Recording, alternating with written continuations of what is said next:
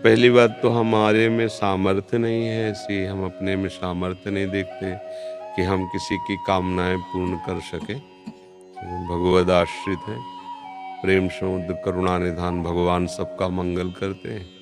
उन्हीं के नाम का जप करो, उन्हीं के चरणों का आश्रय ले लो, तो तुम्हारी कोई भी कामना ऐसी नहीं है जो पूर्ण ना हो जाए। हम लोग पापाचरण नहीं छोड़ते। जैसे लोग कहते हैं ना कि भाई हमने देखा नाम जप करके 10-5 दिन या कुछ है, हमारी कामना पूर्ण नहीं हुई। यदि आप सही आचरण अपने कर लो, तुम्हारे दुख का कारण तुम्हारे बुरे आचरण है पुराने, और अभी तुम नए बुरे आचरण कर रहे हो, तो अब थोड़ा भी सुकृत करोगे तो बुरे आचरण फन काट करके खड़े हो जाएंगे तुम्हारे नाश के लिए। तो तुम्हारे सुकृत से अश्रद्धा कर देंगे, संतों से अश्रद्धा कर देंगे, भजन में अरुचि पैदा कर देंगे। अगर नौकरी भी लग गई है, फैक्ट्री भी चल रही, तो ऐसी बाधा खड़े करेंगे और टेंशन मुक्त नहीं हो सकते। तब लगी कुशल न जीव को सपने मन विश्राम, जब लगी भजत न राम को शोक धाम तज काम। पक्का सिद्धांत है। आप सब अपने आचरण सुधार लो, खान पान सुधार लो, और अगर थोड़ा भी रामकृष्ण हरि जपोगे तो तुम्हारा मंगल हो। कौन ऐसा काम है जो भगवान की कृपा से ना हो। अभी वर्तमान की कोई भी सेवा, कोई भी दान पुण्य आपका एक कर्म हुआ ना, तो आपके हजारों ऐसे कर्म जो आपका नाश करने के लिए तैयार है।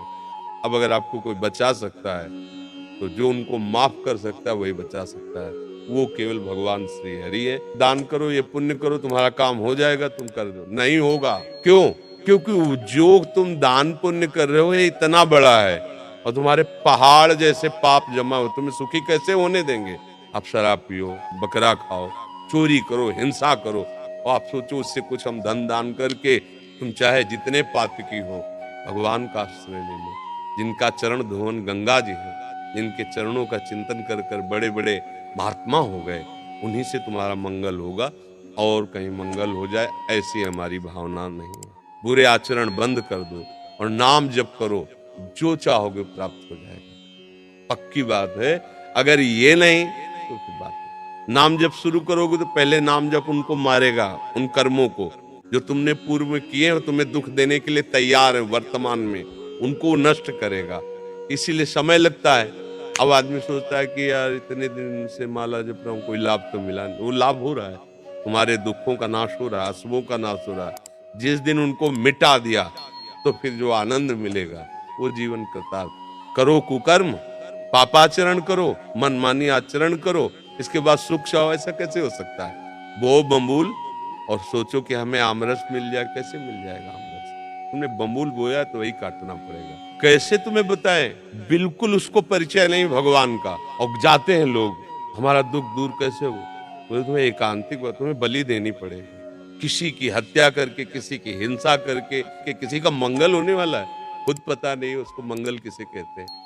एकमात्र अगर मंगल है तो भगवान के भजन में, किसी का आशीर्वाद तुम्हें नहीं बचा सकता। हमारी बात पक्की मान लो। अगर साधु तुमसे लेने के लिए चाह कर रहा है तो तुमसे ज्यादा गिरा हुआ तो वही बात है ना। तुम उसके दाता हुए, वो तुम्हारा भिखारी हुआ। केवल आचार्यों ने रोटी मांगने का आदेश किया, विरक्त भाव से रोटी मांगकर पेट भर सकते हैं। कभी भ्रमित मत हो, किसी के आशीर्वाद की इच्छा मत करो। ये बात तुम्हें अच्छी नहीं लगेगी पर हम बता रहे। अगर आप सच्चे आचरण से चलोगे, नाम जप करोगे, सबकी कृपा आपके ऊपर होगी, आशीर्वाद मांगने की जरूरत नहीं। जहां पर कृपा राम की हुई तहां पर कृपा करे सब कोई। अब तुम करो गंदे आचरण, मनमानी, धर्म विरुद्ध आचरण, और कोई तुम्हें बचा ले, शाप दिया, तुम्हारे कुल का नाश कर। भगवान ने बिल्कुल नहीं मिटाया। जब वो अपने परिवार के आचरण का जब फल आया तो नहीं बचाया, तो तुम्हें कैसे बचा लेंगे? तब तुम किसी से आशीर्वाद की जरूरत नहीं है। चिंतन करने वालों के लिए कल्प तरु के समान है। आप हरि चरणों का चिंतन कीजिए। हरि स्मृति सर्व विपद विमोक्षणम। कोई विपत्ति तुम्हें परास्त नहीं कर सकती, आएगी परास्त नहीं कर पाएगी। हरि चरणों का चिंतन, जिनकी लक्ष्मी जी स्वयं हर समय पूजा करते हैं, वो चरण है, और उन चरणों का आप चिंतन करोगे तो लक्ष्मी कमी रहेगी क्या? प्रभु कहते हैं अनन्य, मेरे अनन्य हो जाओ। तुम्हें चाहिए यही जंतुर मंतुर, यही घोड़े की नाल की अंगूठी और न जाने किसके नाखून, क्या क्या सब नौटंकी चाहिए तुम्हें, वो कुच्छलयोला एकमात्र हरि स्मरण विनिश्चितम बदामि ते नान्यथा वचांस में हरिम भजन्ते नरा भवसागर तरन।